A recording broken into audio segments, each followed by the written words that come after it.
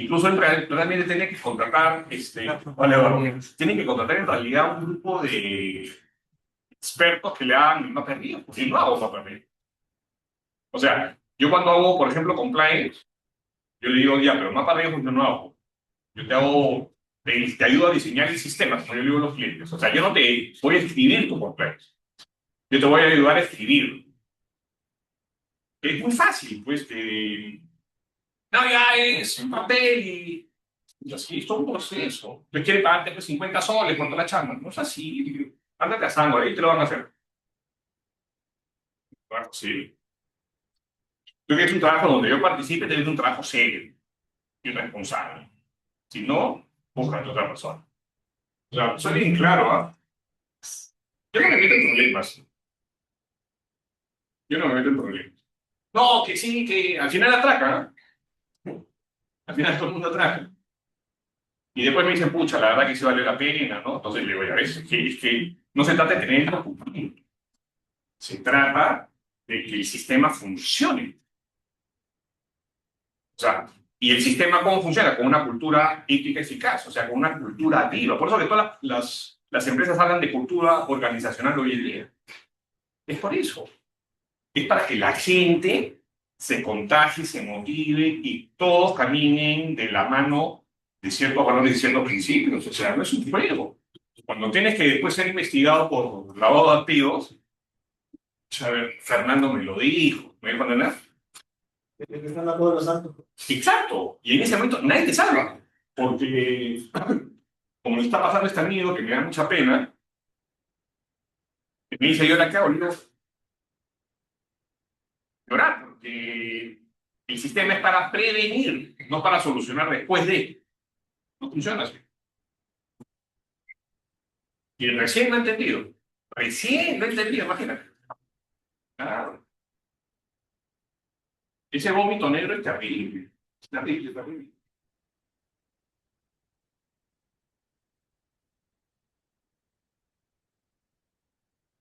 Eso que yo insisto mucho en ese tema acá en la universidad. O sea, no, o sea, en realidad esto no es un juego.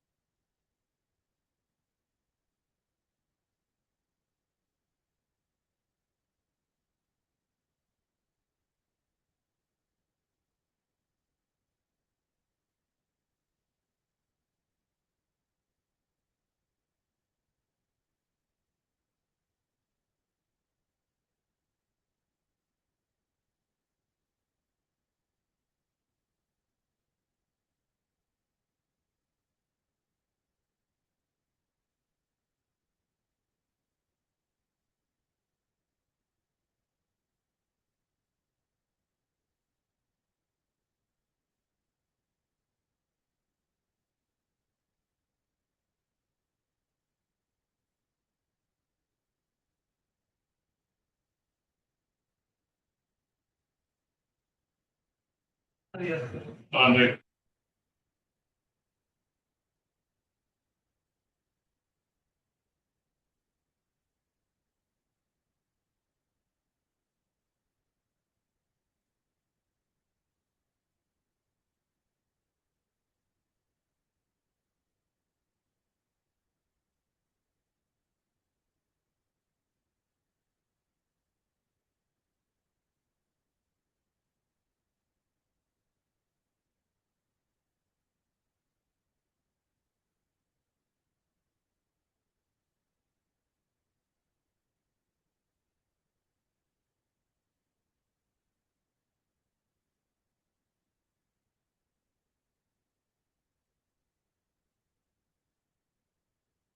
Vale.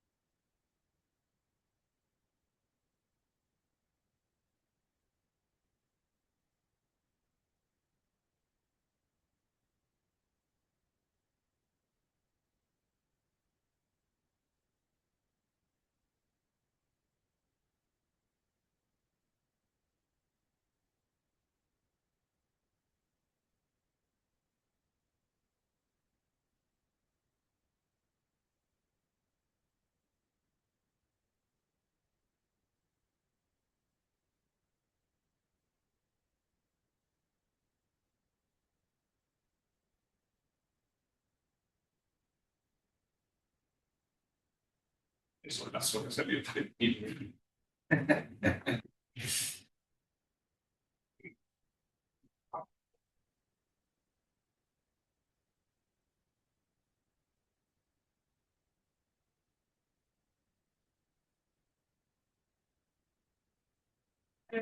chicas, están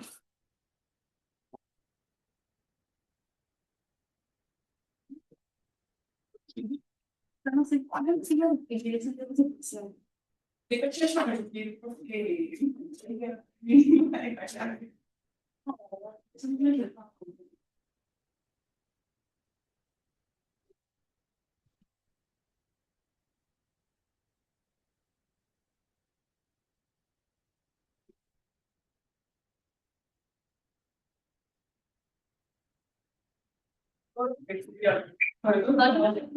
bueno, claro, que sí, ¿no?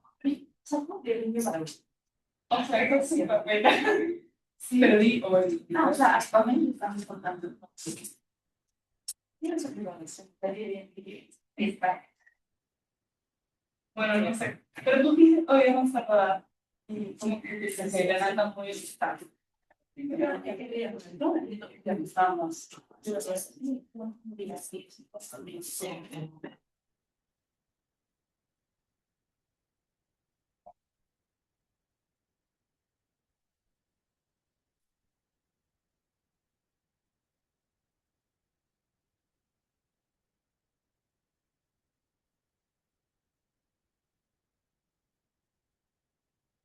últimas semanas, chicos. Eh, Creo que el cambio del sistema de evaluaciones no les ha caído bien a nadie, ¿no?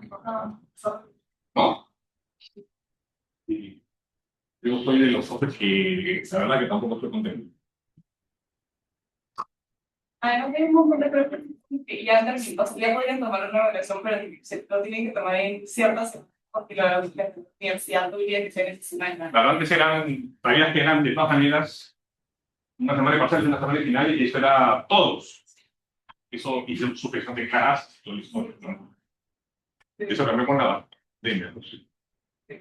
La verdad, no. Claro, porque además, pues, un chico me decía que todos los profes toman sus evaluaciones como si fuesen parciales o finales. Tal cual. O sea, ya quedan al final. O sea, obviamente, se nota. Pero yo hago eso, digas, se muere. Está bien. Ya usted está más patinado, pero ellos están. O sea, tú le tomas una y media evaluación en vez de así, sacan cero. ¿Entiendes? Sacan cero, o sea, eso es garantizado, ¿no? Garantizado. Entonces hay que ir llevándolo que. Y ahora sí ya le estoy metiendo punche, vamos a final del semestre, pero ya ves que ya rinde. Mucha hace muy fuerte. Creo que estés más adelante. Me van a decir a mí que soy de los profes más suaves. Por eso que estas evaluaciones tienen que ser grupales y de construir algo, porque si no, no tienen ningún sentido. O sea, volver a tomar, por ejemplo, evaluaciones de, ya, saca tu papel de esta pregunta. Este, ya que aprendes ahí. Cuando menos acá aprendes a construir algo, ya te llevas algo, ya lo hiciste ya. O sea, en cualquier estudio de abogados, ¿cuántos practicantes ya han hecho un código de ética? Ninguno. Solamente los del. Entonces, hay un valor de diferencia.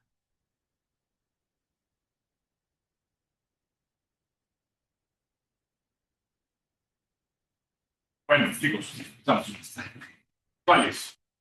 ¿Cuáles? ¿Cuáles? Porque el tiempo en realidad es gigante. Ya estamos a cortas ya. El jueves en la noche en la cena de los profesores de la almorzar por fin de año. Te metes cerca de mi casa. Pues, bien. Compliance, chicos, el código de ética, código de conducta, ¿qué es lo que van a hacer ustedes? Esta presentación tiene por objeto que ustedes lo entiendan en el entorno de qué es lo que sucede en Perú, ¿no? La historia que muy rápidamente les conté la semana pasada, la clase pasada, ¿no? Sí, la semana pasada estábamos mal. Pues,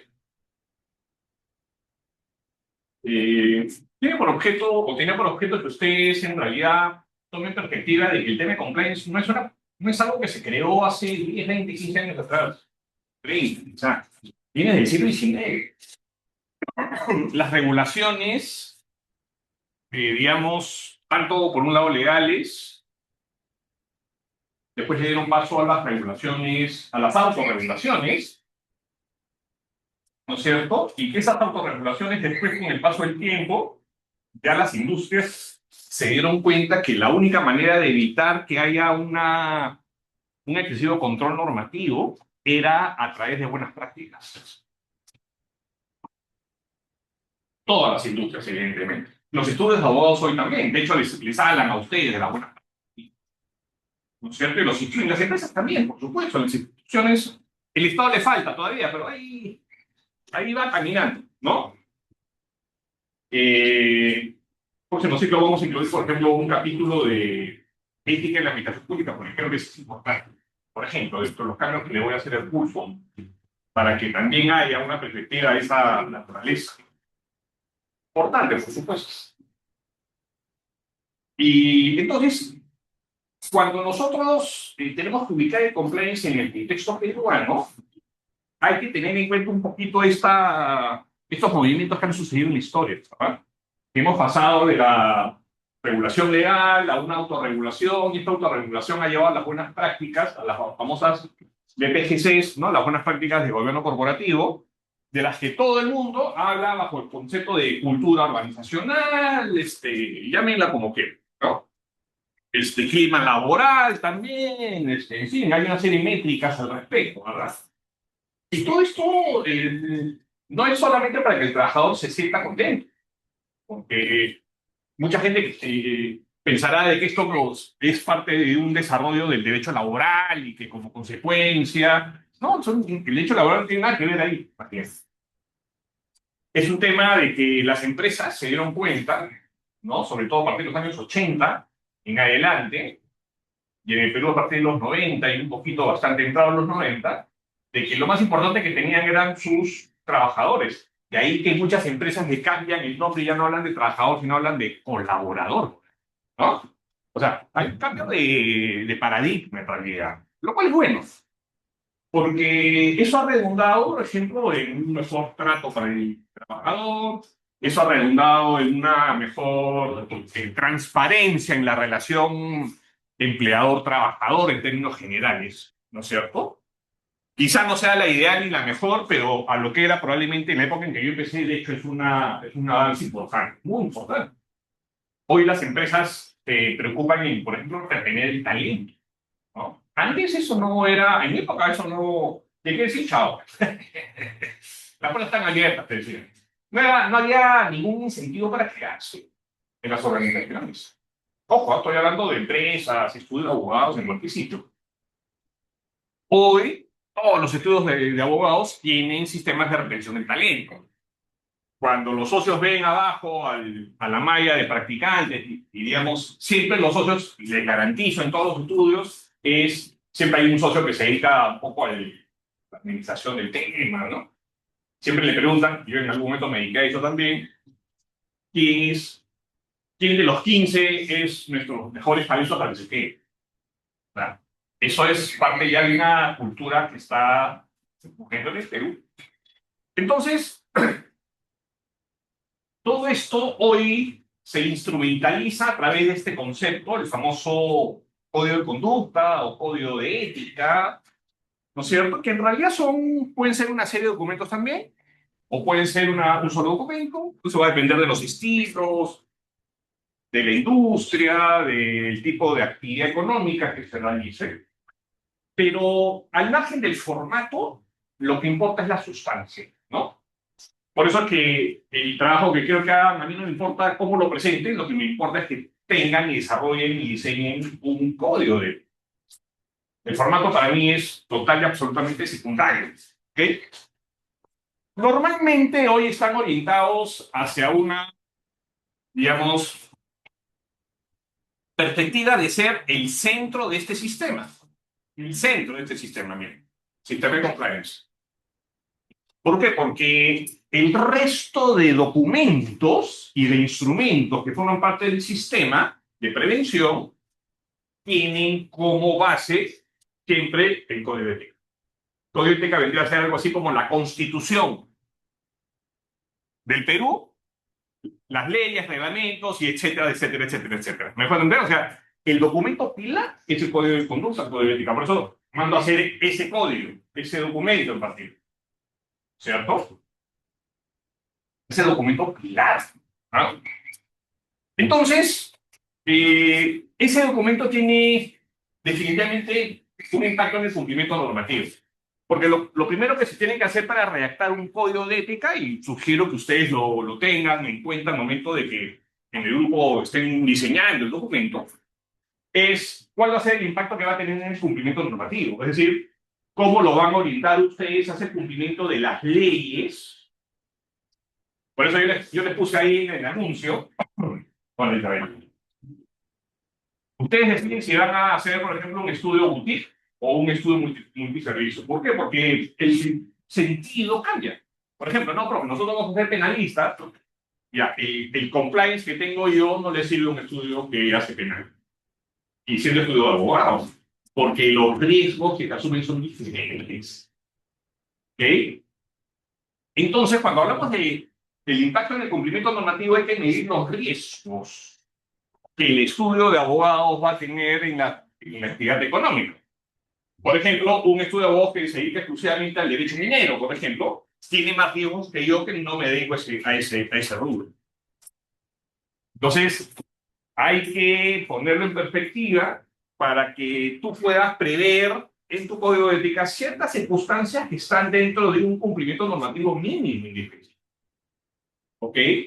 Por ejemplo, vas a tener que tener en cuenta, muy importante, el relacionamiento entre el abogado y las autoridades y la comunidad.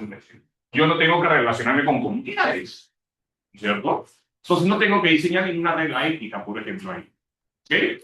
Entonces, cuando hablamos de impacto en el cumplimiento normativo es cómo vamos a orientar todo esto en función a lo que cada grupo escoja. No, profe, nosotros vamos a hacer, no vamos a dedicar a Corpo, ya está. Corpo no va a tener los problemas de relacionamiento con comunidades. ¿No es cierto?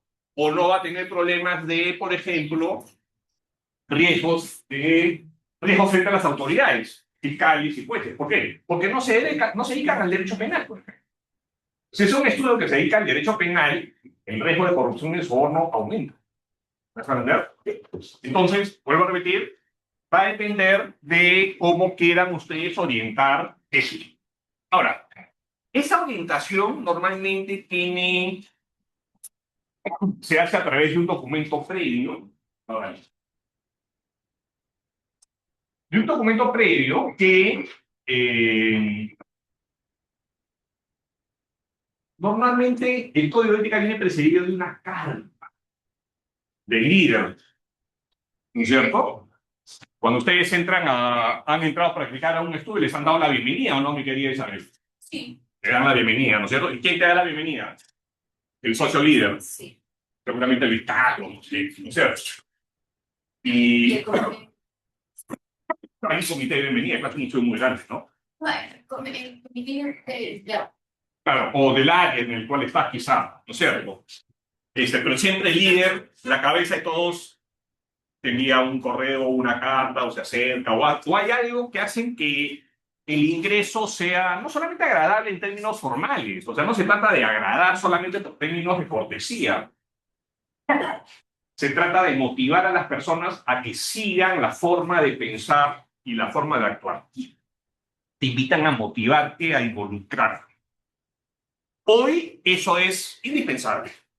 Entonces, normalmente hay una carta escrita por el líder, es más, ponen tu nombre, querida Adriana, de frente, ¿no? Estimado Mateus, ¿no es cierto? Te la dirigen a ti. Que no es una carta, entonces dirigida a cualquiera. Queridos todos, no suena, no personaliza, ¿no? Entonces, normalmente los códigos de ética vienen precedidos de un texto de bienvenida, cálido, pero a la vez motivador, en donde te invitan a involucrarte en ciertos valores que para ellos son importantes, ¿no es cierto? 4 o 5 valores. Profe, y ese sería como, el código de ética de abogados tiene una carta de presentación y luego una introducción, ¿no? Que la presentación la hace, como bien se Claro, dice, claro. es del socio principal, por ejemplo, o Sí, algo así, ¿no? sí, También sí. podríamos incluir algo así en esto. Sí, claro. Sí, es altamente recomendable. Vamos a ver algunos ejemplos al final. Y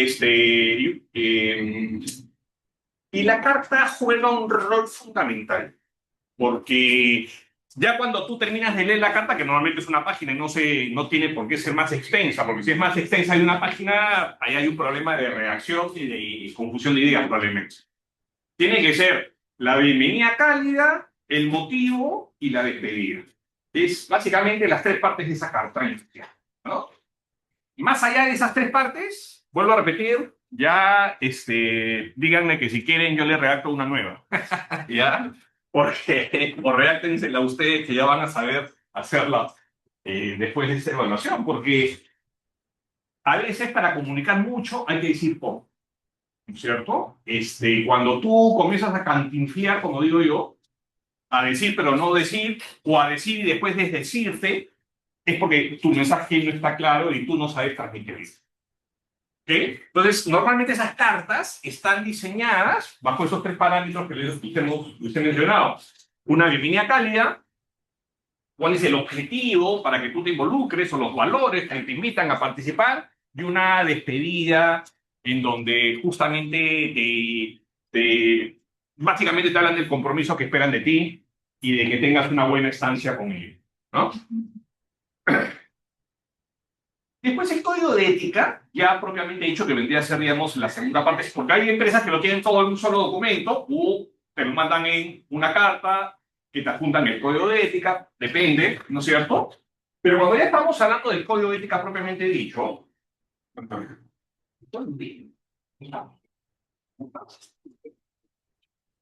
entonces, cuando ya entramos al código de ética, hay que entender que el código de ética también juega una función en la reputación de la firma. Miren, ¿ah? ¿Ok? Es decir, lo que quiere es que cuando tú te sumes a un equipo que está teniendo ya una trayectoria y un reconocimiento en el mercado y que tú no vengas a malograr eso. Vamos a hablar en cristiano, ¿verdad? O sea, súmate esto de ganita y ayúdanos a seguir estando en este nivel. Entonces uno, o sea, asume un reto ahí, ¿verdad? Y qué chévere trabajar con este estudio, qué chévere trabajar en esta empresa, porque me gusta, por ejemplo, sus valores. ¿Me pueden entender? Me siento a gusto trabajar con esta empresa, con este estudio. O sea, ahí es donde uno tiene que, también cuando busca trabajo, con qué estudio, con qué empresa quieres involucrar, con qué tipo de filosofía te quieres involucrar. Otro de los temas cruciales es la reducción de riesgos legales y financieros, ¿no? Que sí, que son de las, digamos, de los diseños más importantes y que como, hola, Sofía, y que como consecuencia de eso, las actividades que realizan cada una de las personas que forman parte de la organización tienen que estar orientado a la reducción de riesgos, no al aumento de riesgos. Y esto es muy importante. En las capacitaciones, digamos, esto es muy importante porque la gente tiene que identificar, ser capaz de identificar prácticas internas que probablemente no sean tan buenas. De hecho, cuando se juntan seguramente por área, lo primero que le preguntan es, ok, ¿qué podemos mejorar, chicos? ¿Me pueden entender? Porque eso es reducción de riesgos, ¿cierto? O feedback para mejorar el proceso, ¿cierto? Y yo siempre dejaba a mi equipo que los cambios los hagan ellos y me los propongan. Por ejemplo, en el área, ¿no? Porque cada estudio, digamos, si es multiservicios y tiene áreas, el socio líder de cada área lo que hace es, ok, chicos, ustedes me hacen, a ver, propónganme los cambios de acá al 2026. Entonces, había cosas interesantes que yo no veía, por ejemplo, ¿no? Porque como yo estoy a veces, pues, en el nivel venta y la gente está en el día a día, a veces en el día a día es donde aparecen las cosas, ¿no? Hay que mejorar esto, hay que mejorar esto, cambien los procedimientos. Entonces, yo dejaba que ellos mismos cambien los procedimientos. después que nos daban el feedback, vamos reduciendo riesgos, ¿cierto? Por eso que después del código de ética, en todas las empresas, en todos los estudios, en todas las instituciones, después, ¿qué cosa hay? Políticas, ¿no es cierto? Reglamentos, ¿no es cierto? Y otro tipo de documentos. Yo tenía, por ejemplo, protocolos de actuación, además, ¿no? El estudio después tenía las políticas y después yo dentro de mi área tenía protocolos de actuación. Es decir, yo les decía, ¿qué pasa si el doctor García se da de vacaciones 2 semanas y viene un asunto y ustedes lo tienen que tratar? ¿Quién es la persona que tiene que tomar el liderazgo? ¿Quién es el que tiene que decidir? ¿Quién es el que tiene que plantear los honorarios? Y no estoy yo, ¿no es cierto? Yo estoy en la playa, no estoy con la laptop en la playa. Hay gente que sí, pero yo no. Yo si me voy a la playa, me voy a la playa. Sí, a ver. Eso entonces genera qué cosa? Una la participación activa del equipo lo que hace es meterse de lleno en el tema compliance. Ya sabes que yo me vacilaba. Y decía, ya chicos, ustedes lo hacen. Me miraban así, ¿no? Ah, ustedes. Y cuando más se involucraba, yo decía, mi equipo está en menos exposición a riesgos legales y, por supuesto, riesgos financieros nuevamente. Por ejemplo, ¿no? A ver, el área de recupero, ¿no es cierto? Dentro de los riesgos financieros es no recibir dinero en efectivo de nadie. Por ejemplo, cuando vengan, no sé, pues algunos clientes a cobrar, a pagar deudas a los bancos, digamos, tú pides el voucher de depósito no la plata. Si te van a pagar en efectivo, la regla es no. ¿Me pueden entender? ¿Qué estamos haciendo? Reduciendo los riesgos legales y financieros. Y finalmente esto nos tiene que llevar a un fomento de un ambiente de confianza. O sea, el sistema, se han dado cuenta, no tiene que tener formalmente solamente un documento, tiene que funcionar. Tienes que estar en el día a día trabajando para que esto sea un escudo de protección, ¿cierto? Cuando hay un proceso legal, vamos a suponer, te están investigando por lavado de activos, ¿no? ¿Cómo está correcto? Lo primero que te va a preguntar el juez o el fiscal, primero el fiscal es, ¿tiene su sistema de compliance? Y sí tengo. Ah, ya tiene el sistema de compliance, qué chévere. ¿Me lo puede traer? Y todo el mundo está un poco, ¿no es cierto? Ok. ¿Lo viven? Acá dice que usted tiene que hacer esto. ¿Lo han hecho? Sí, acá tengo los emails, acá tengo los contratos, acá tengo los documentos. ¿Me dejan entender? Sí lo vives. Ah, el sistema está vivo, dicen. ¿No? Entonces hay un poco el argot que dicen los jueces, fiscales. No, el sistema está vivo. Entonces sí funciona para prevenir. Es un escudo hacia afuera. Nadie va a poder generarte problemas. Porque conforme vamos trabajando estos temas, el ambiente de confianza es cada vez más importante. Y ahí es donde, por ejemplo, los socios, una de las labores que debemos de tener es eso, es generar que haya ese ambiente, porque de lo contrario, si hay alguien que no está caminando por ese rubro, nos está poniendo todos en probablemente riesgos legales importantes. Sin darnos cuenta a veces. El ambiente de confianza reduce también definitivamente los riesgos legales. A ver, tomo lista y continúo, ¿ya?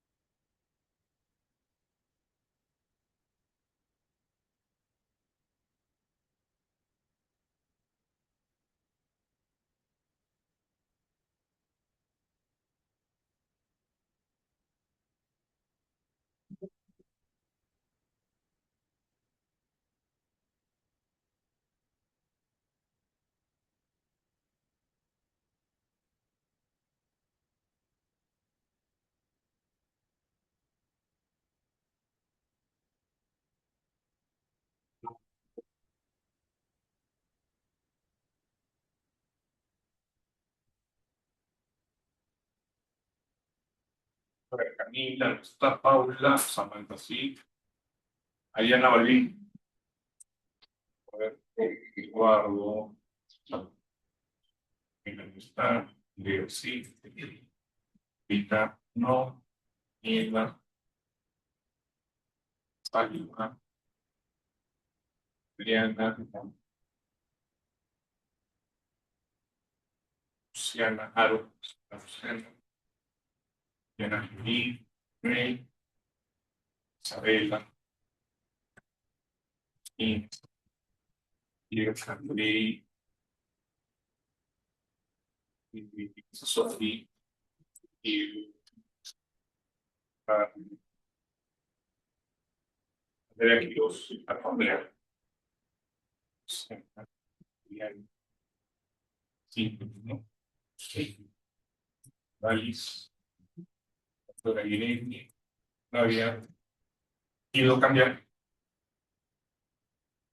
Es Carolina Vargas. Hoy, ya.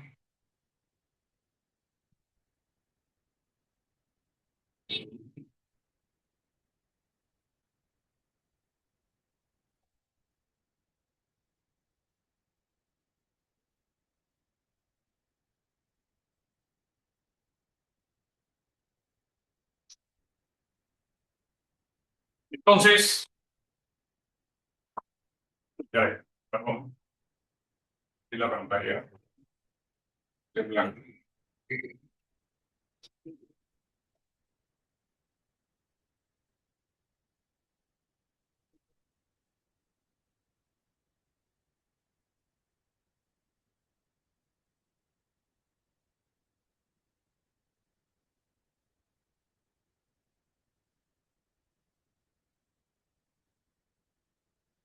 Entonces, aquí el centro de todo es la importancia de la cultura de cumplimiento, ¿no? Está este concepto, ustedes lo han escuchado, de hecho, ¿no?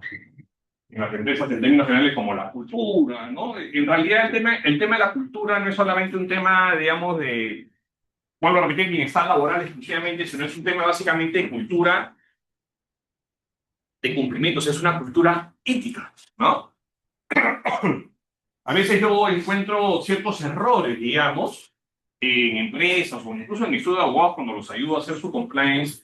Y ellos me dicen, no, es que yo solamente lo que quiero es que la gente cumpla las reglas. Sí, pero es que si no hay una cultura de cumplimiento, va a caer en un buen deseo, ¿no?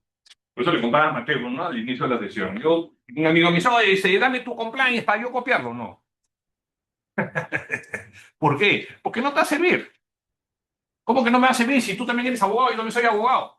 Sí, pues, pero es que tú te dedicas a otros temas que mi compliance está hecho para lo que yo hago, no para lo que haces.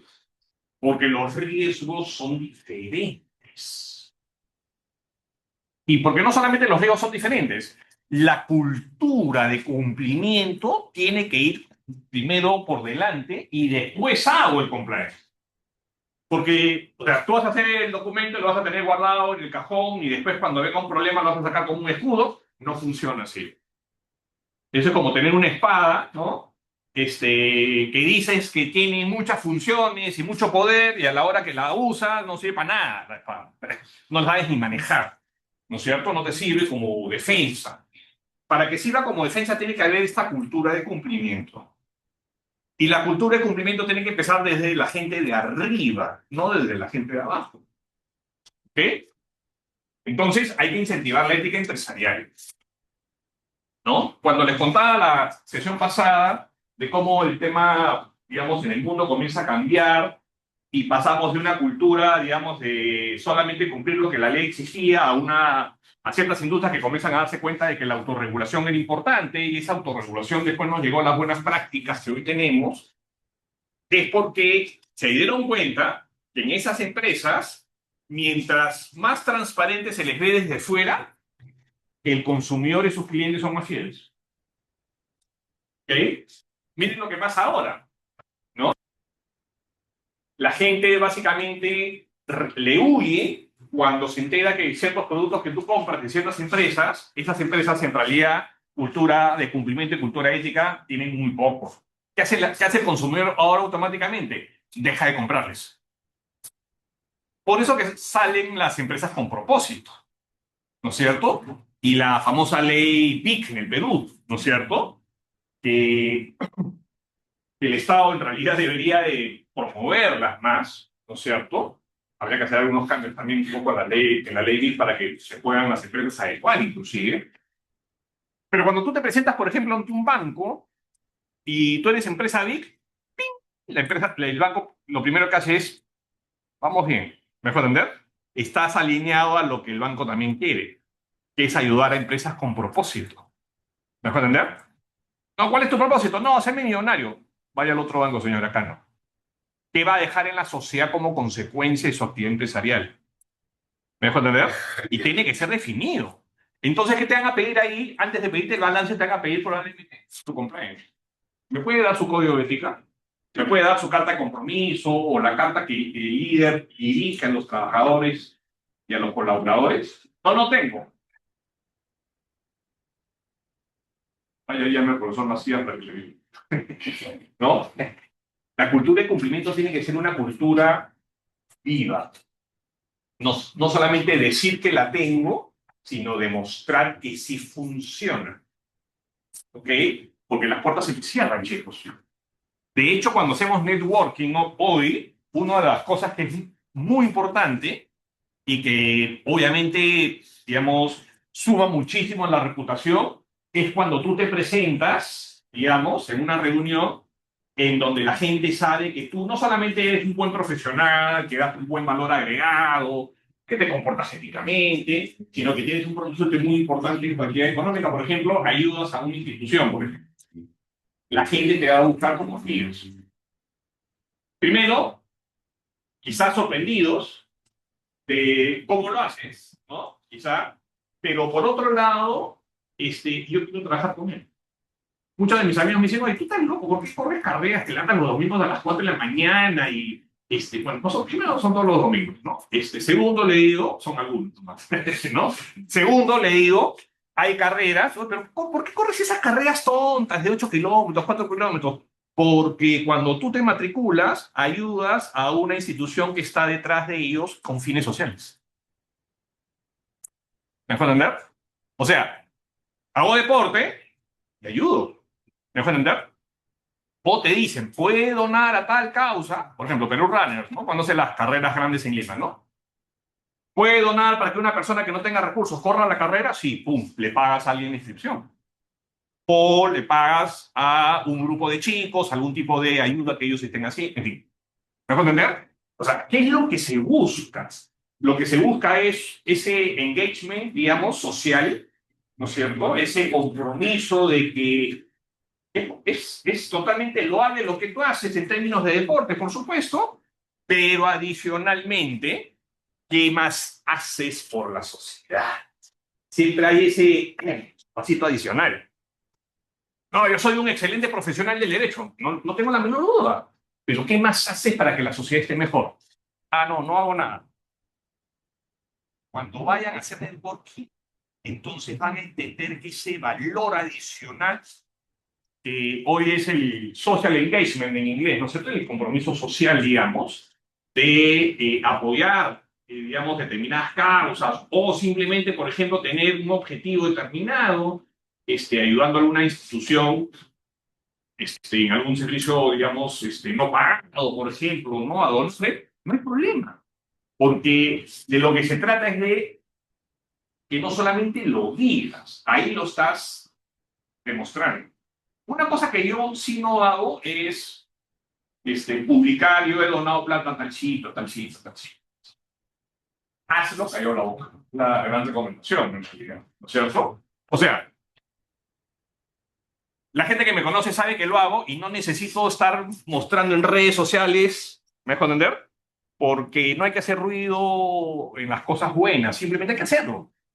Porque necesitamos algo que es muy importante también entender, chicos, sobre todo a nivel profesional. No necesitamos en realidad validación externa para hacer cosas. Es decir, no tienes que hacer las cosas solamente para que la gente te vea. ¿Me pueden entender? Y después, oye, qué chévere, mira cómo Macías ayuda, bravo, ¿no? Y de repente esa foto es de hace 5 años, de hace 10 años, pero la pongo todos los años diciendo que es hago ayuda todos los años. Hay gente que hace eso. ¿Ok?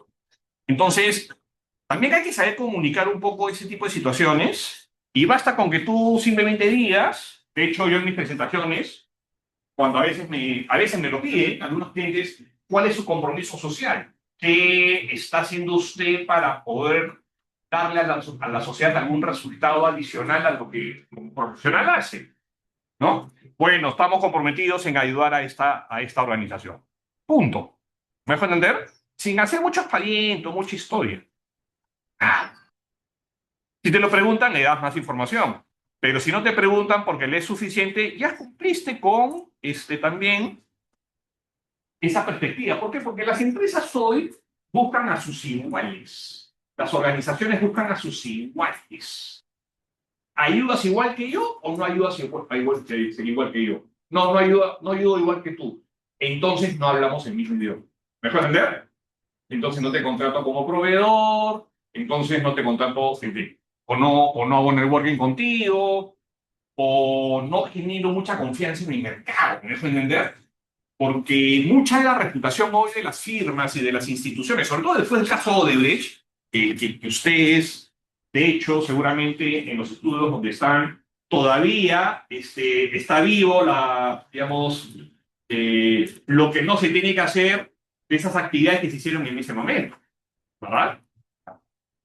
Converso con socios de muchos estudios y todo el mundo. El caso Odebrecht fue un antes y un después en el tema de compliance en el Perú, sobre todo en los estudios de abogados. ¿Ah? Entonces, tuvimos que aprender muchas lecciones. Entre ellas, no decir qué haces y después demostrar que efectivamente no lo hacías, sino hazlo cayó a la boca. Pero hazlo efectivamente. ¿Por qué? Porque el mercado sí se entera de que lo haces. ¿Ok? Entonces, no necesitamos hacer las cosas, vuelvo a repetir, por validación externa para que me digan, ah, ya, Macías pasa porque Macías ayuda. La gente que me conoce sabe. Pero yo no camino por la calle con bombos y platillos, pues, para que todo el mundo sepa que es lo que estoy haciendo. Porque creo yo que el compromiso social tiene que ser verdadero y sostenible, no simplemente parte de un show profesional. ¿Me puede entender?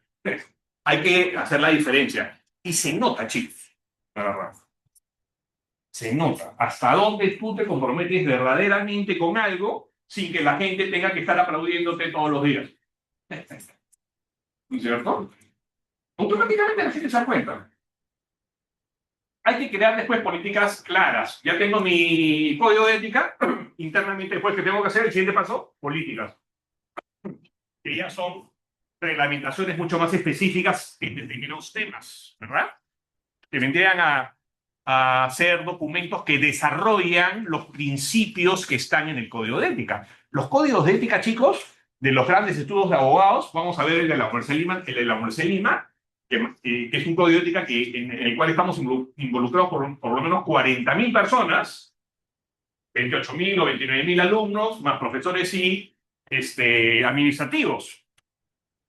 Más o menos 40.000 personas, tiene 7 páginas. ¿Me voy a entender? No necesitas un código de ética de 500. No funciona. Mientras menos, mejor en realidad. De hecho, seguramente el código de ética de los estudios donde practican ustedes tiene 5, 6, 7, 8, 9 páginas. No tiene más. Quizá, ¿cuántas páginas tiene el de Rodrigo? Sí. Pero de lo poco que va. No, de hecho lo tienen en la web. 5, 6. No más. No se necesita más porque ahí están, ¿qué cosa? Los principios más importantes que después se desarrollan en las políticas. ¿No? Después, tener una formación y una capacitación permanente. ¿No? A mí esta parte me gustaba mucho, obviamente, en los estudios también, porque transmites experiencias y a la vez creamos una cultura ética eficaz. De hecho, hasta antes de la pandemia, incluso después de la pandemia, cuando trabajaba con mi equipo, ya trabajando yo solo, ¿no es cierto? Una de las cosas que hoy la gente me agradece mucho es justamente y el haber siempre insistido mucho en los temas de la capacitación en cumplimiento. La gente que incluso todavía trabaja conmigo, los temas grandes que tengo, ellos ya están formados en esto, ya saben ya. Y ellos tienen sus propias reglas de compliance también. ¿No es cierto? Entonces, la formación y la capacitación es parte del proceso y de hecho ustedes les exigen algún nivel de capacitación o no, Sofía. Tienen que desconocer que existe ese Y la capacitación es una vez cada 6 meses, una vez cada... Tiene que haber algún sistema de capacitación. Incluso hay áreas en donde el tema es mucho más todavía exigente por propiamente dicho la práctica que tiene. Por ejemplo, la exposición que la práctica tiene. ¿No? Digamos, penal, por ejemplo, es un tema, ¿no? Y el otro es el monitoreo y el seguimiento, ¿no? De la cultura de cumplimiento, que eso lo hace normalmente un comité de socios, ¿no es cierto?, que están detrás, que son los que terminan orientando también el sistema de una manera mucho más efectiva, ¿no? Yo también me acabaron las pilas también. Bueno.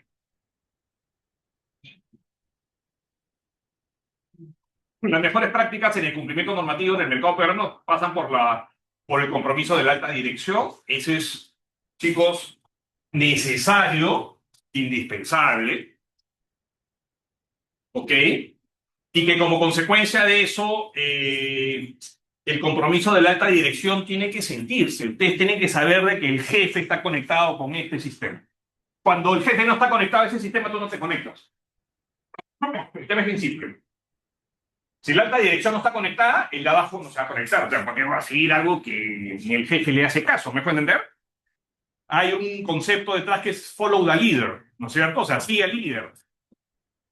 O sigue a la cabeza, ¿no? Es importantísimo en los estudios de abogados porque todos, de alguna manera, replican o aprendemos, mejor dicho, imitando el comportamiento del socio. Es decir, el socio es un buen abogado y tiene una buena cultura ética y funciona,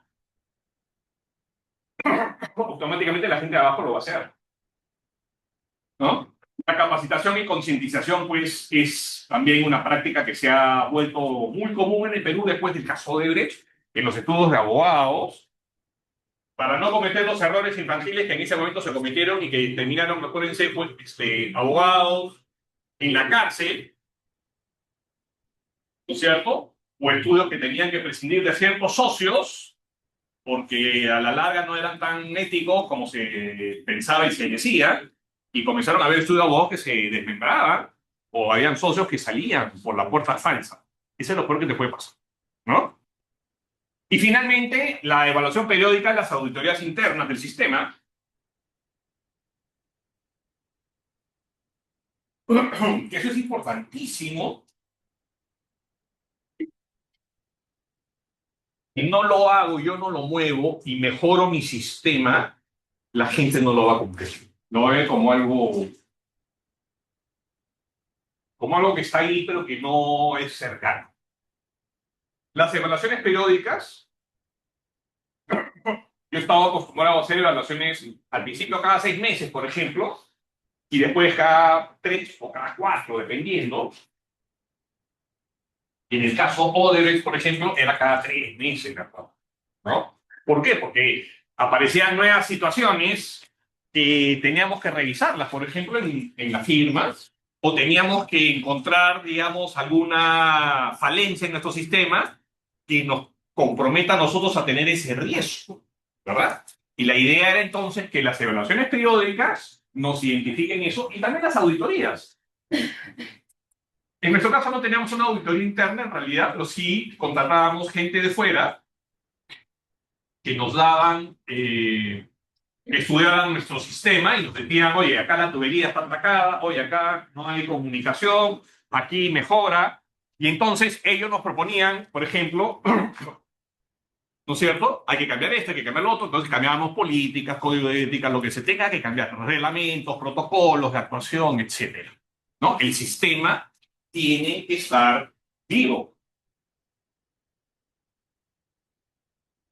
La ética y la transparencia como parte del sistema de compliance.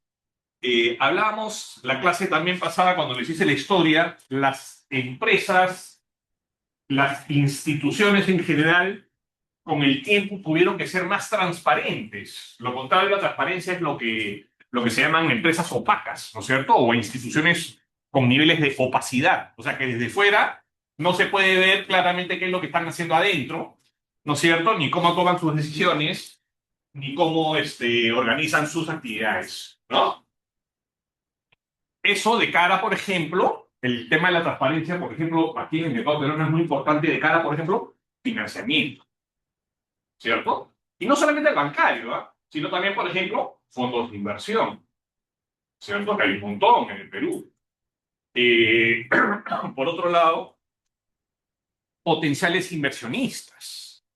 Tú quieres sumar inversionistas a tu negocio, pero no eres transparente y nadie va a meter dinero en una empresa que no tenga prácticas transparentes, ¿cierto? Por ejemplo, niveles de auditoría, control interno, prácticas muy claras, una cultura ética eficaz, etcétera, etcétera, etcétera. O, por ejemplo, cómo toma decisiones.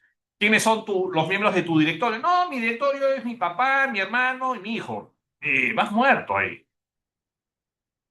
¿Por qué? Porque no van a tomar decisiones basadas en criterios técnicos, van a tomar decisiones basadas en criterios familiares. ¿Me dejo entender? Y eso no funciona. Por eso es que mucha gente hoy hace los cursos de directores independientes, ¿no es cierto? Y hay ciertas reglas, ¿no? Yo tengo un amigo que me decía, no, yo tengo como 10 directorios. Y yo decía, nadie, ni el más capo tiene tantos directorios.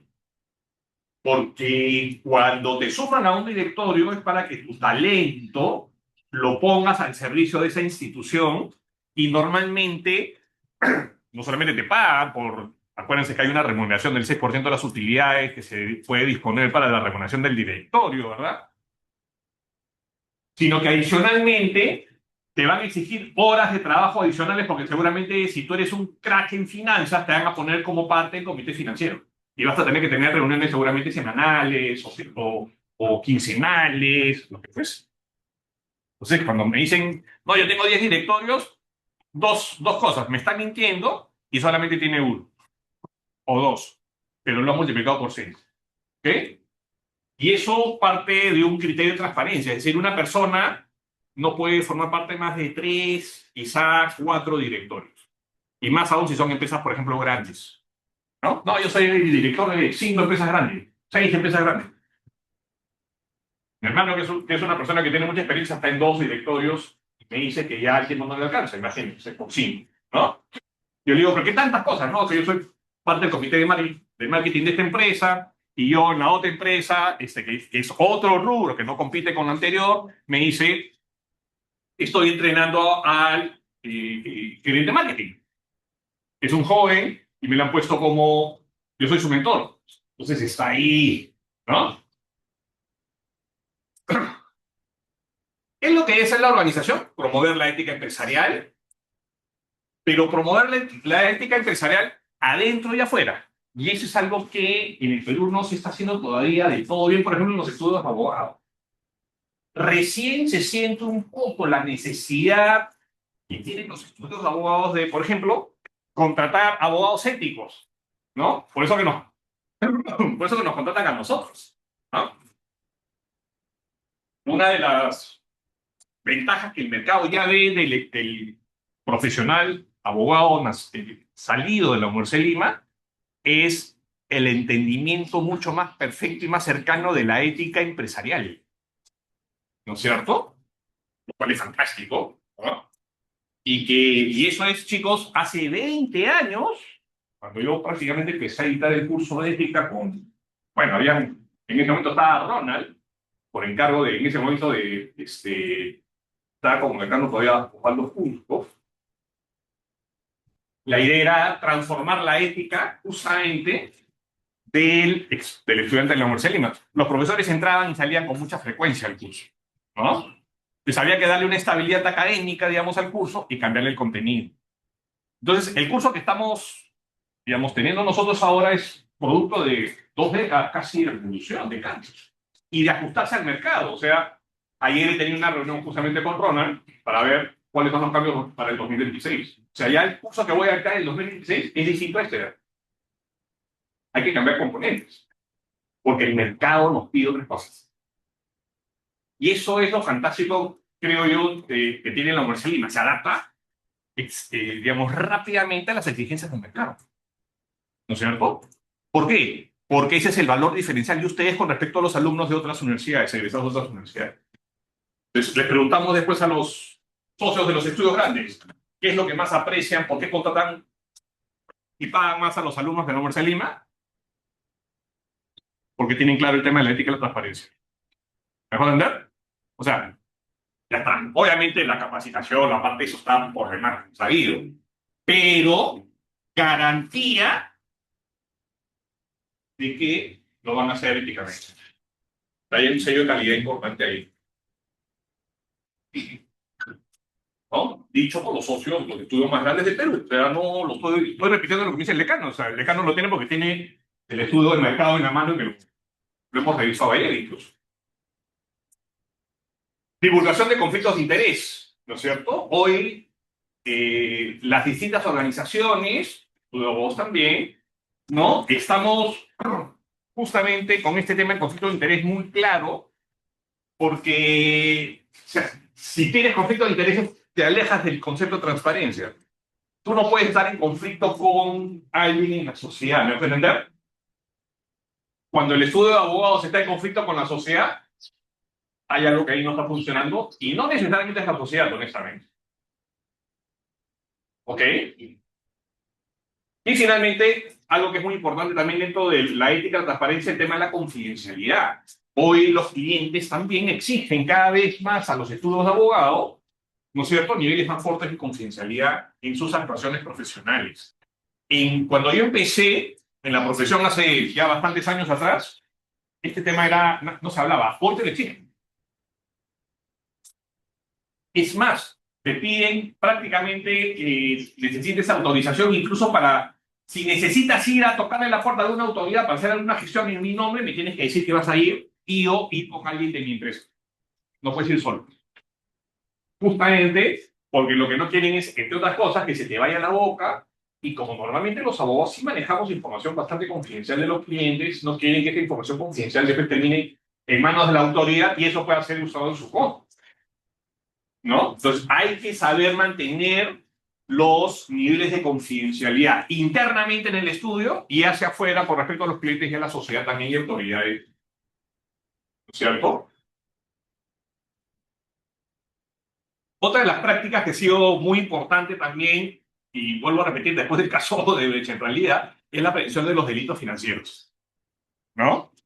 Que quizá que es la parte de compliance penal, ¿no? Compliance penal solamente es lavado de activos, financiamiento del terrorismo, soborno y anticorrupción, ¿cierto? Y los delitos vinculados a esos tres, ¿cierto? Delitos más, digamos. Pero evidentemente el gran riesgo que tiene todo el mundo,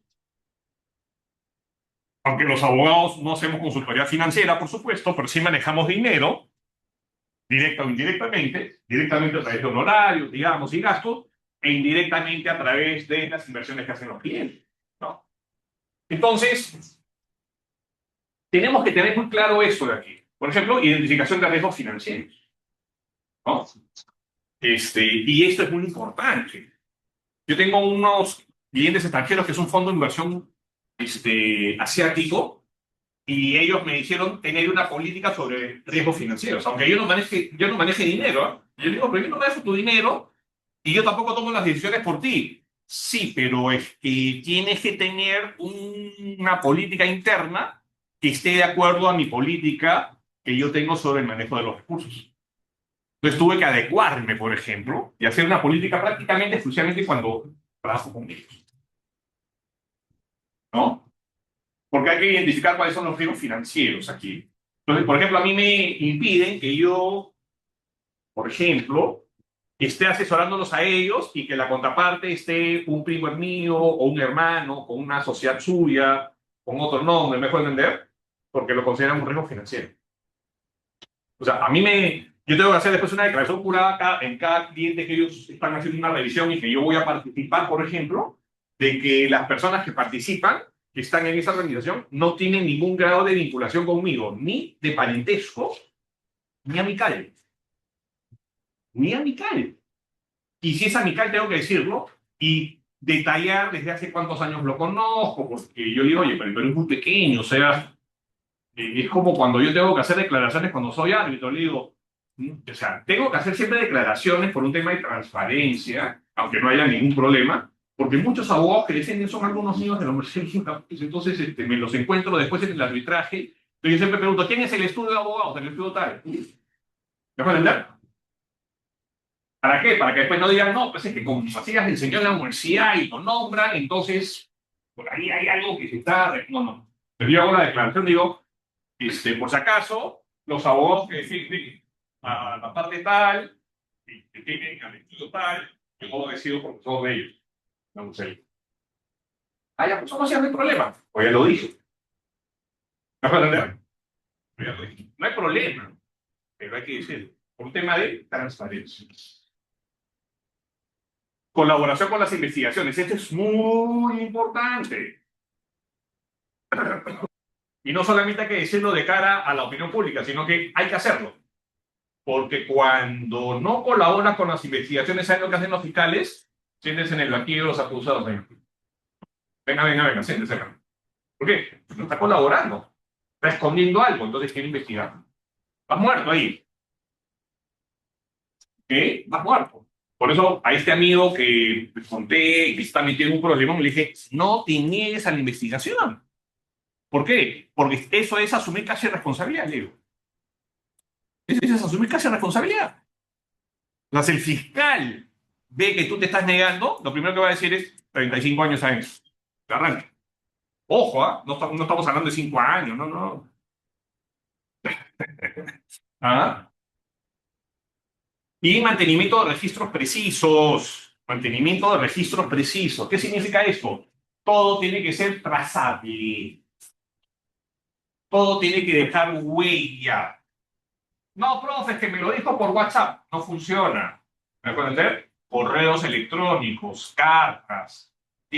Todo tiene que... Hoy, por ejemplo,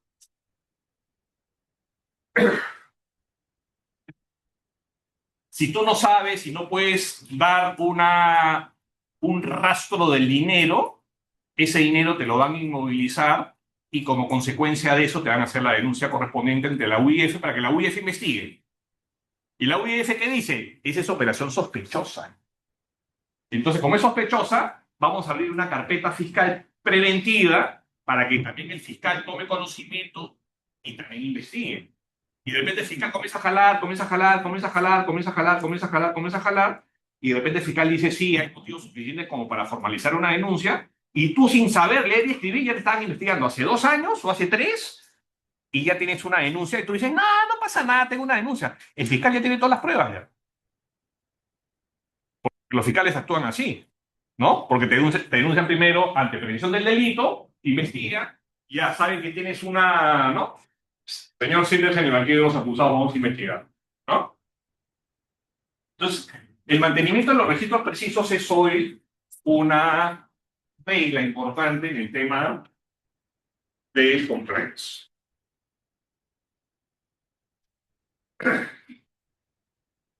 Los códigos de ética también tienen sanciones, normalmente a través de políticas que desarrollan esto, que pueden ser multas significativas, es decir, multas internas, digamos. Si hay algún colaborador que hay empresas que tienen multas. Alguien que incumple el sistema, pagas una multa interna. Al margen de que eso puede ser causal de despido, obviamente, en su momento, ¿verdad? Si es un tema que ha trascendido hacia afuera, puede haber un daño a la reputación. Por ejemplo, el caso del Real Plaza con la caída del techo. Generó daño a la reputación. ¿Por qué?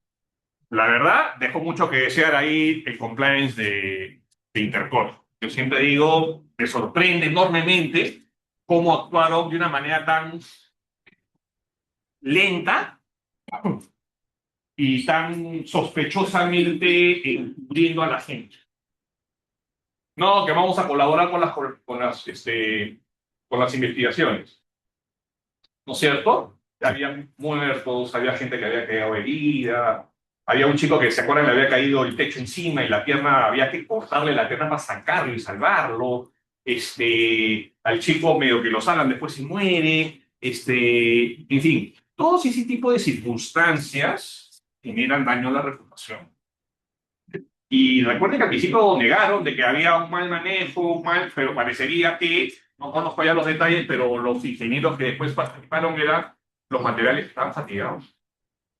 O sea, no le hicieron mantenimiento preventivo al techo. Y ahora están en ese litigio. De hecho, que los van seguramente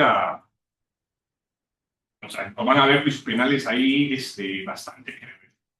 Me da mucha pena, pero es que ahí es donde está, creo yo, también el manejo de las crisis, ¿no es cierto? Tiene que ser un manejo muy prolijo, ¿no? Y en el Perú, lamentablemente, pasó un caso en una minera, por ejemplo, también, ¿no?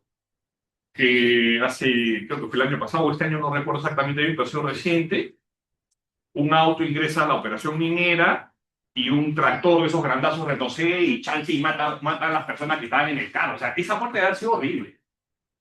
Tú ves que se viene toda la llantaza encima tuyo y después te... ¿Cierto? Esa muerte debe haber sido horrible. ¿Ah? ¿Qué pasó ahí, no?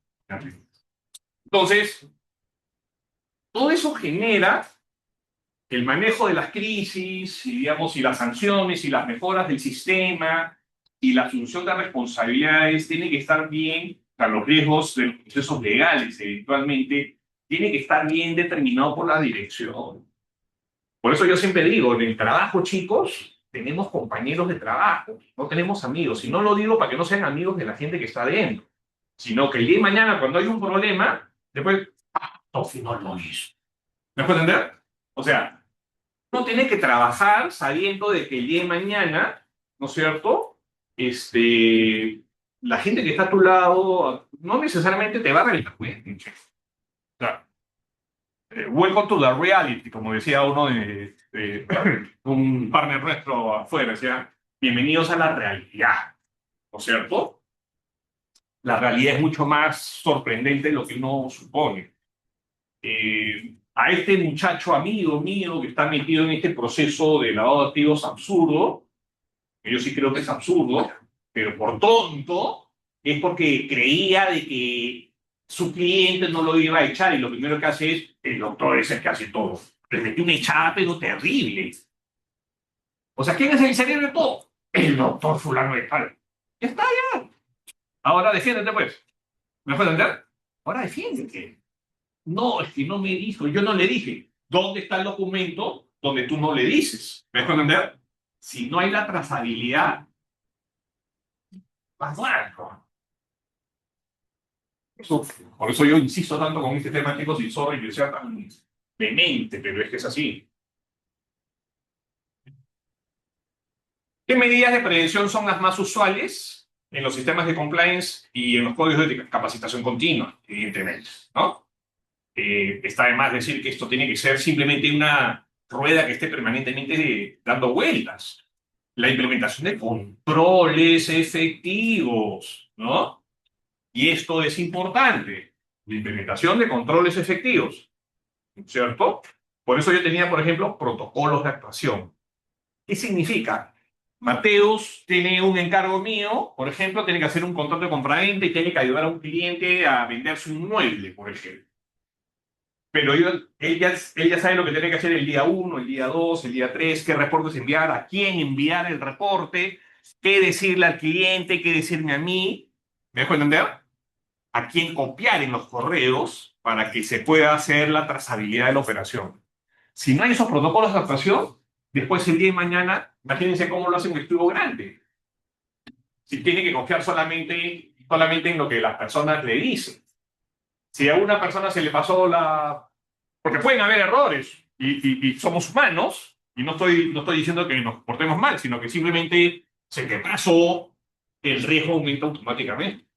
Entonces, ahí tenemos que ser nosotros suficientemente eficientes, digamos, en la implementación de controles. Cuando ustedes hacen un trabajo, los revisa el software antes de enviarlo al cliente, ¿sí o no? ¿Sí o no? Claro, porque si lo envían hecho por ustedes, no es que esté mal, sinceramente, sino que tiene que haber controles. Tiene que. ¿Me puedes entender? Y eso es calidad de servicio.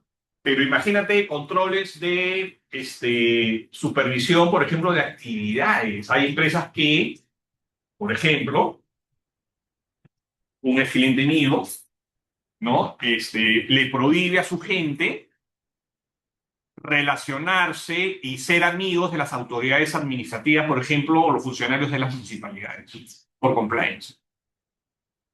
Antes las constructoras en Navidad enviaban hartos regalos, ¿no es cierto? Ahora nadie envía regalos a nadie, ¿se han dado cuenta? Y si te envían regalos, lo tienes que enviar después a la administración y decir quién te lo ha enviado para que se lo devuelvan, o simplemente no lo aceptan. ¿No es cierto? Yo cuando estaba chico, recuerdo, Navidad era chévere en mi casa, porque mi papá era gerente del Citibank. Todo el mundo le enviaba, ya saben, whisky, chocolate, todo. ¿No es cierto? Como tenía pues, yo 8, 9, 10 años. ¿No? Y chévere, ¿no? Hoy eso está prohibido. Todos sus clientes y los que querían ser clientes de mi papá, que whisky, que los vinos, que la no sé qué, que la no sé cuánto. Mi casa parecía un centro comercial. ¿Ah? O sea, tú ibas a la sala y a comer en mi casa, canastas, canastas, canastas, canastas, canastas, canastas, canastas. Mi papá las regalaba a sus hermanos, a mis tíos. Oye, mírate esto, oye, mírate. En esa época donde en el Perú no había nada. Acuérdense, ¿ah? O sea, tener un whisky extranjero era, o sea, ahora, fácil si lo compras en Wong. En esa época no había nada. El ron más chévere era Comalca.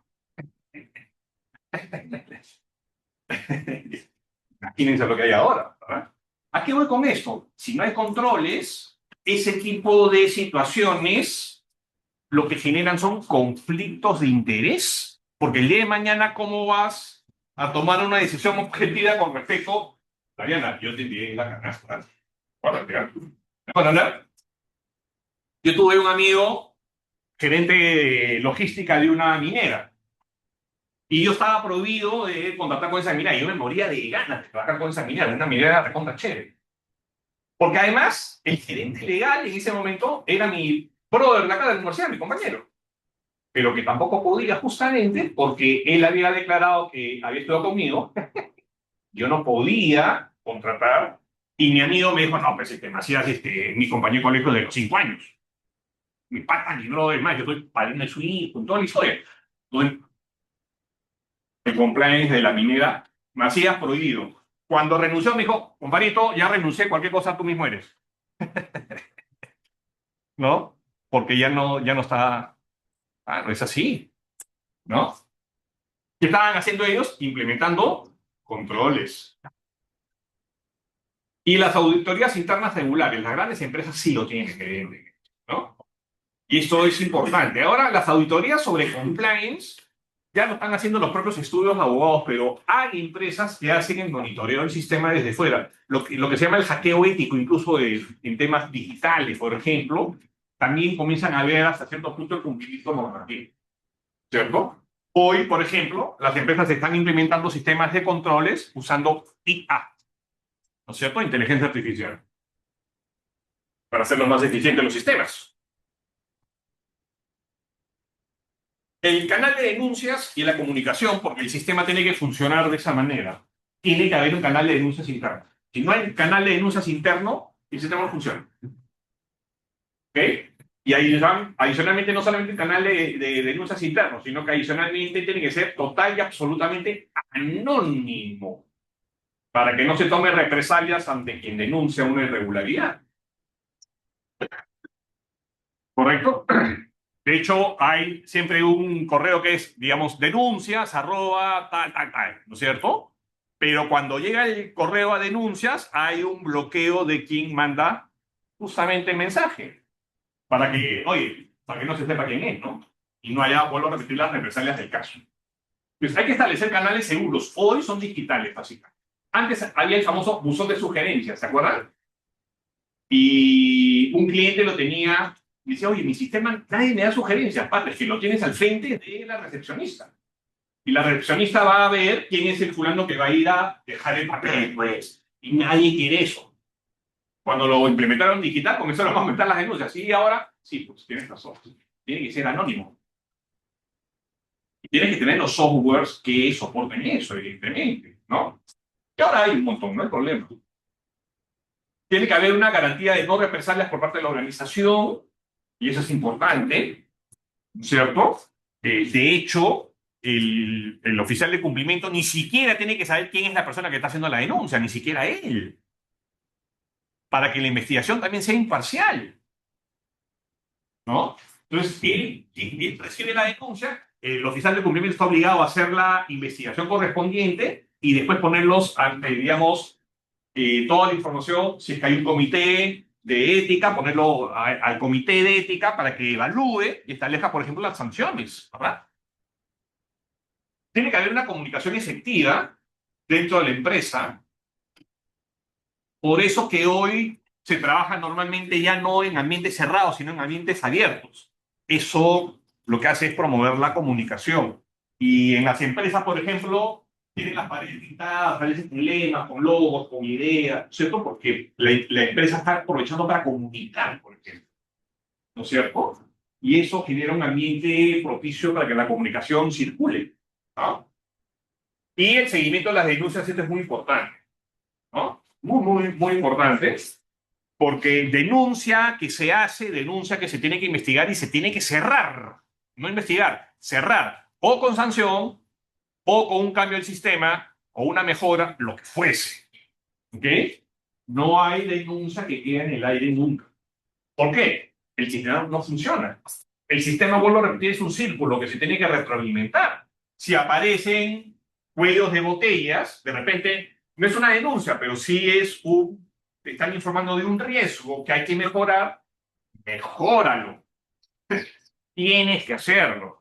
Porque el sistema está para eso, para que mejore, no para que empeore.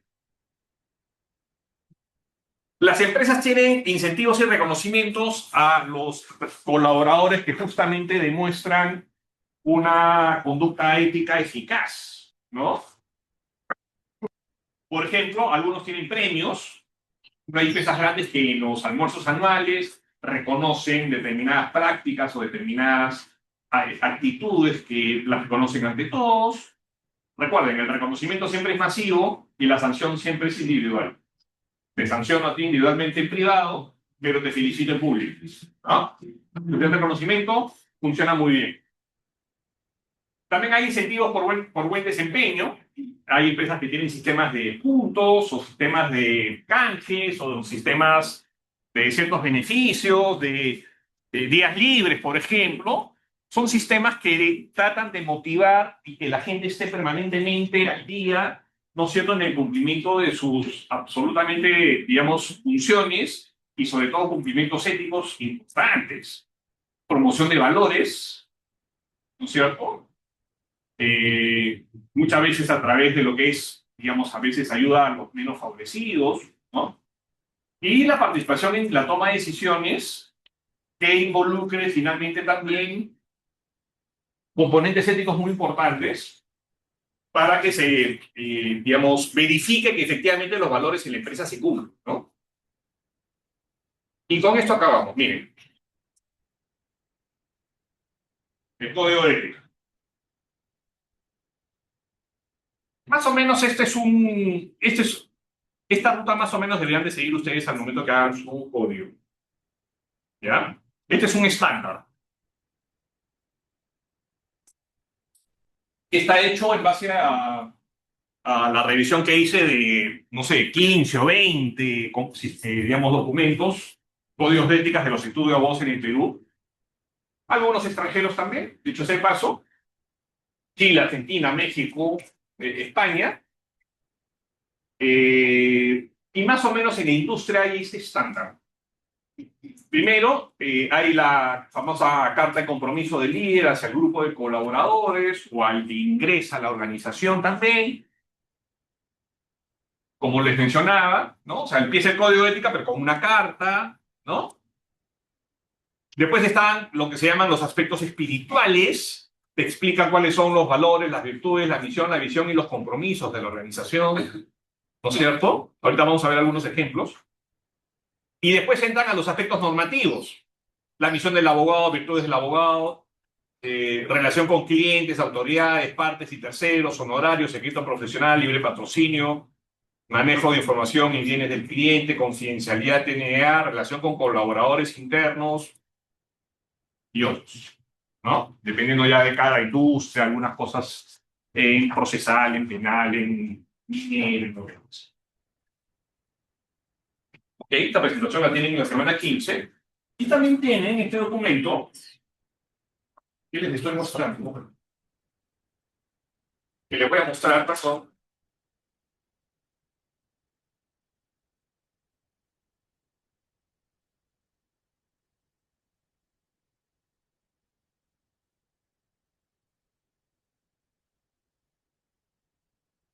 Semana 15.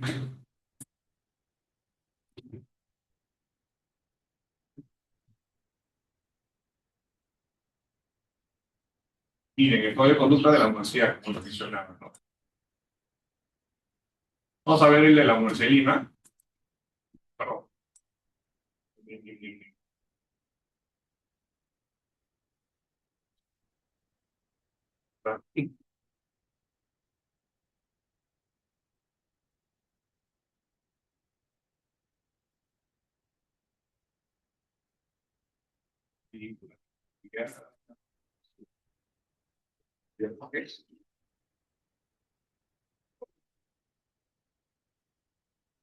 Experiencia universitaria.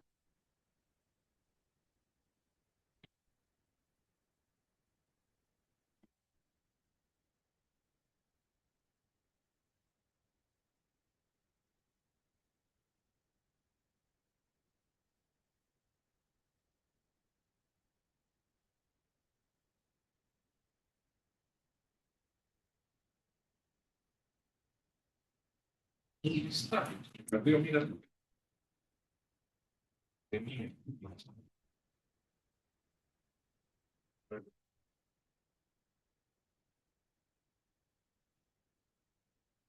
Vamos a ver, preguntado.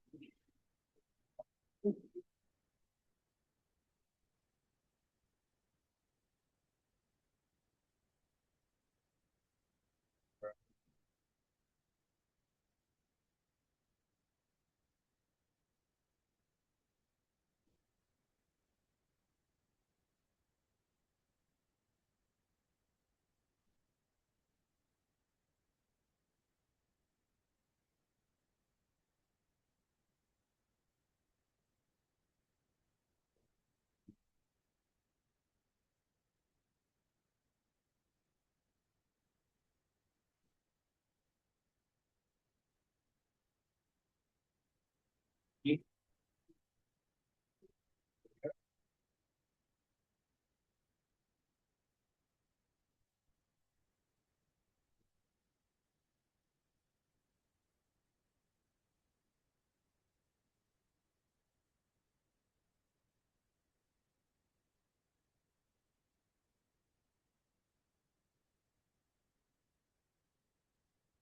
ya.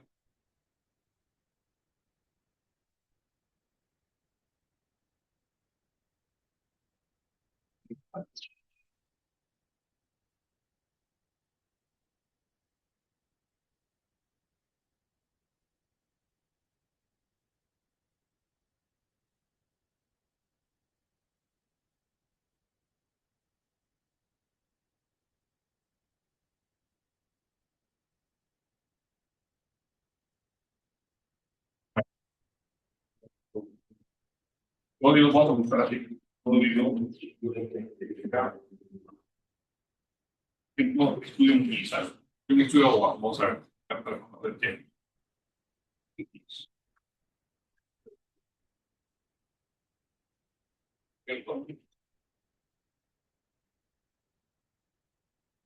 Miren, esto es más grande, evidentemente, para resultados del país.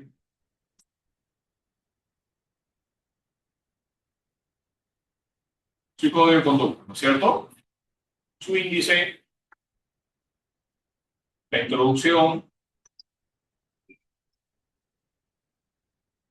Me imagino que ellos lo adjuntan o se dirigen a la gente después adjuntando una carta. ¿No tienen la carta aquí?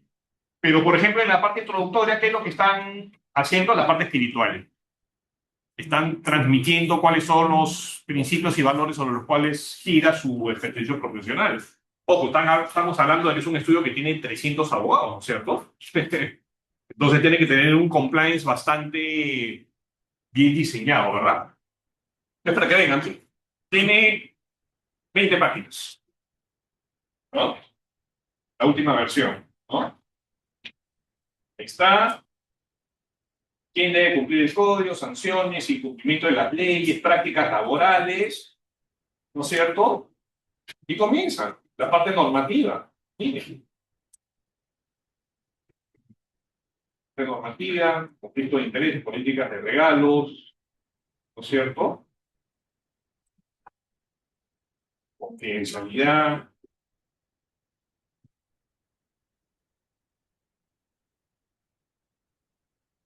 Este es un buen ejemplo, porque están modificados. Antes era solamente, tenían uno de 7 páginas. Ahora lo han ampliado. De hecho, ya me lo había comentado Mauricio, que habían ampliado su tema de ¿por qué? Porque lo que tienen ahora son menos políticas, ¿no? Ellos optaron más por un tema de código de ética que por políticas un poco más, digamos, quizá reglamentaristas. Las políticas tienen, pero son también más o menos más pequeñas. Lo que han querido hacer era cambiar un poco el sistema, que el foco esté en el código de ética o el código de conducta y no necesariamente solamente en las políticas. Es una forma, es una manera, ¿no es cierto? Yo, por ejemplo, claro, soy un estudio chico, no tengo 20 páginas, 6, no les miento.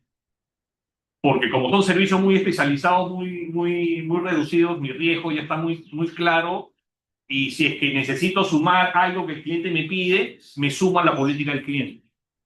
No necesito modificar el mío. ¿Me vas a entender? Porque si no tendría que estar modificando el documento cada vez que presento una propuesta. No es la idea. La idea es que el documento, como yo digo yo, te sirva y la cultura sea viva, eficaz, ¿no es cierto? Funcione.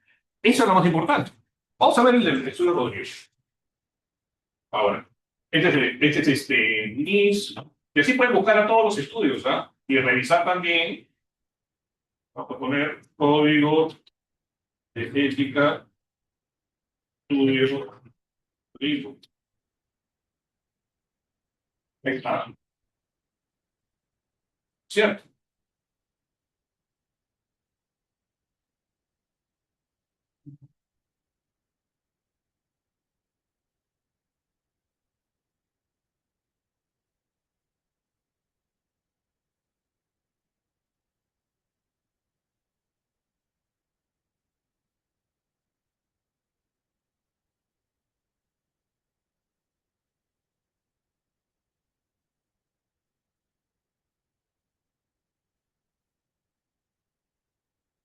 Esa foto es de los años 60, creo. Sí. ¿No? Estaba Quique Elías, Cojo Rodrigo y el negro, Humberto Medrano, perdón. ¿No? Los fundadores. Es decir, han visto, son estilos distintos. ¿Ah? Todos son estilos distintos y es cuestión de, en cultura, vamos a ver, que hay un tema de cultura ahí, por ejemplo.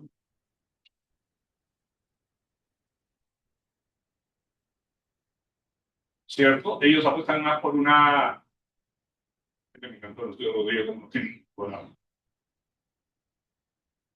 ¿no es cierto? Son distintas maneras de transmitir la información, ¿cierto? Expertise, por ejemplo, y en la cantidad de expertise que es un ¿no? Bueno, es increíble. Otro estudio, a ver, ¿cuál quieren ver? Estudio de ética. A ver, vamos a poner el estudio de Checopar.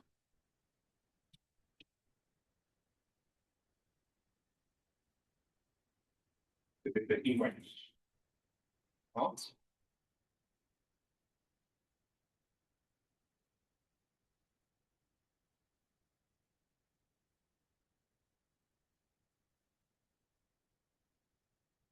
Investigación, Por ejemplo, y aquí tiene, por ejemplo, ellos tienen la parte, tanto Rodrigo como Echecopar, por ejemplo, tienen la parte espiritual muy presente en su página web, ¿no? No solamente en un solo documento, en su página web, ¿no? 75 años, efectivamente, el Liceo Echecopar, uno de los más antiguos del Perú. El más antiguo en realidad es el Liceo Leche, ¿no? Que viene del siglo XIX, ¿no? Todavía vigente el Liceo Lechea, dicho sea en paso. Y es cuestión de que busquen ustedes, a ver, vamos a buscar código de ética. Perfecto. Ciento de Garrigues. Eso que iba a buscar, que códigos de Garrigues de Perú. A ver, vamos a poner código de ética. Código de ética de estudio. Bien, vamos a ver. Ética y gobierno corporativo. Está, ¿no?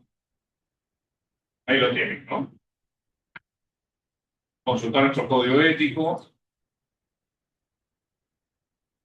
Lo tienen como un PDF, 21 páginas. También es bastante detallado, ¿no es cierto? Tienen varios ejemplos. Tienen varios ejemplos. Sigan la ruta que estaba al final de la presentación que hice, desde la carta hasta, ¿no es cierto? Que son más o menos los temas más tradicionales y tómenlos esto como referencias. Evidentemente que aquí lo que yo no quiero es que sea solamente un, digamos, vamos a copiar esto del estudio de Rodrigo, esto del estudio de Chopin o esto de tal estudio, sino que funcionen ustedes como, digamos, su propio estudio y como de alguna manera ya ustedes tienen experiencias en algunas firmas, pueden trasladar esa experiencia a ese documento. Ya hacer un documento propio, digamos, ¿no? ¿Sí? Obviamente que no, acaso 21 páginas, sino no pretendo que sean, digamos, ese nivel de detalle lo que supone es que hay mucha experiencia detrás, ¿no? Cuando yo, al principio los códigos de ética, por ejemplo, el de la Universidad de Lima tiene 7 páginas, y yo siempre le decía a la Universidad de Lima tiene que tener más páginas, ¿no es cierto? Porque de hecho nos los consultan a los profesores, evidentemente, ¿no es cierto? Nuestra opinión, hay que podemos mejorar. Y una de las primeras oportunidades, una de las primeras recomendaciones que le dije yo, ¿por qué dar? Si 40.000 personas estamos sometidos a este código, ¿por qué tan pocas páginas? Y me dijeron, porque hay 800.000 políticas en la universidad. Porque la universidad tiene que tener políticas y bastante definidas. Por ejemplo, reglamento de estudio, reglamento de docente. Tiene que haber. Pues, si todo eso se pone en el código de ética, se llegan 500 páginas. Estoy exagerando, ¿no? Entonces, acuérdense entonces que hay una lógica detrás, no importa de cuántas páginas sean, ¿no? Pues yo pregunté, quizá inocentemente, pero la respuesta que me dieron es absolutamente lógica, es que después tenemos un montón de políticas. Claro, un estudio de abogados no tiene que tener tantas políticas como la Universidad de Lima, que tiene una función educativa, ¿no? La Universidad de Lima tiene políticas, manejo del dinero, políticas laborales, políticas de absolutamente todo. Tiene como 30, 40 políticas, claro. Y sobre eso, reglamento de estudio, reglamento de docentes, reglamento de becas, reglamento de, etc., ¿no? Entonces, se entiende que ahí el código de ética tiene que ser más pequeño porque las políticas entran al detalle. En los estudios de abogados, vuelvo a repetir, y de hecho lo había conversado con Mauricio, la tendencia era que sean más robustos últimamente. Y también a la pregunta de por qué, era para que la gente se ponga... Es mejor que la gente mire un solo documento a que mire 30 documentos. Porque las políticas después tienen que ir abajo, ¿no es cierto? Entonces, ¿qué han hecho los estudios? Tratando de reducir políticas abajo, engrosar más el código de ética y que la gente cumpla el código de ética.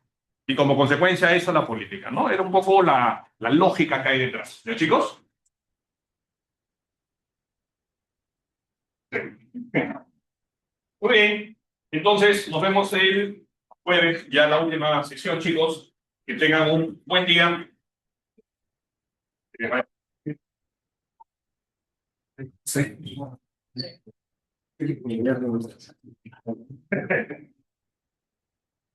Breve.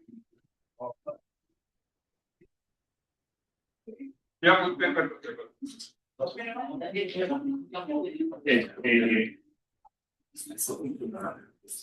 no puedo, porque hay como 6. Yo puedo hacer muchas cosas, pero no. La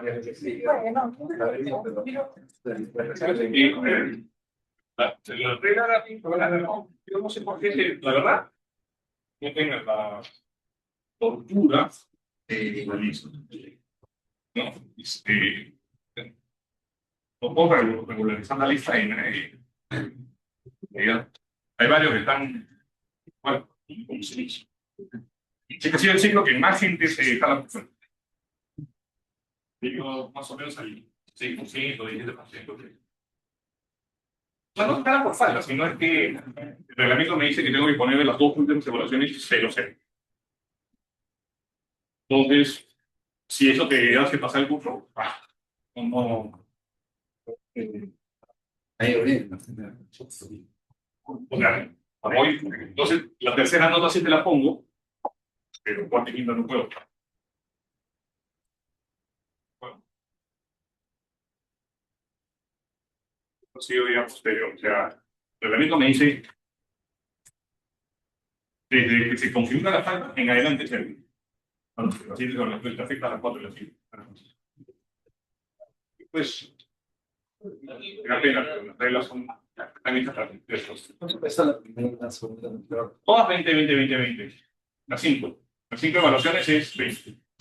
No hay ninguna que tenga un peso